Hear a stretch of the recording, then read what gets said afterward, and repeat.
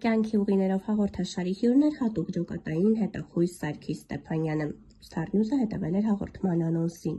Զինվորական դառնալու մասին նա դեռ փոքրուց է երազել։ Հայրն արցախյան պատերազմի մասնակից է, որի անցած ճանապարհից էլ ոգեշնչվել ու հետախույզ է դարձել։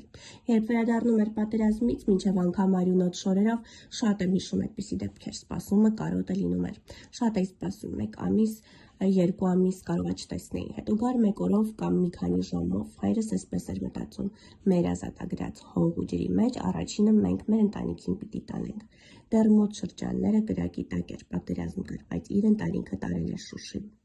Առաջնագծում վիրավոր ընկերոջն օգնելու նետված հետախույզն ինքն էլ է վիրավորվում ու սկսում կռիվ տալ մահվան դեմ։ Մեծ ուրախություն ապրեցի, որ մտածեցի հասա իրան կփրկեմ կկարողանամ, անշարժ պարկած էր, չեմ կարող ասել այդ պահին կենթանի էր դեռ թե ոչ, ես պայթել եմ, որ շփրտումը առաջին խոսքերս էր, զեմ, ինձ ստեղ չթողես։ Վիրավորումից հետո նա ոչ միայն վերադարձավ շարք, այլև մի ձեռքով աշխարհի չեմպիոն դարձավ։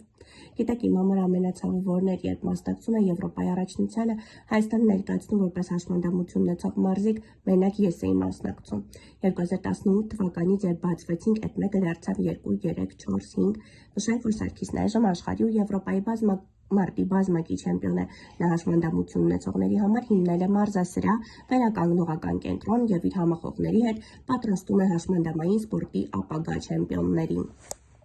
Սարգիս Ստեփանյանը ծնվել է 1983 թվականին, հայկական բանակի լավագույն հատուկ ջոկատայիններից է։ 2014-ին ականի պայթյունի պատճառով հետախույզը զրկվեց 2 ոտքից եւ աջ թևից, բայց որոշեց ոտքի կանգնել ու մարզվել։ Այժմ աշխարհի ու Եվրոպայի բազմամարտի բազմակի չեմպիոն է։ Սարգիս Ստեփանյանը հաշմանդամություն ունեցողների համար հիմնել է մարզասրահ, վերականգնողական կենտրոն եւ իր համախոհների հետ պատրաստում է հաշմանդամային սպորտի ապագա չեմպիոններին։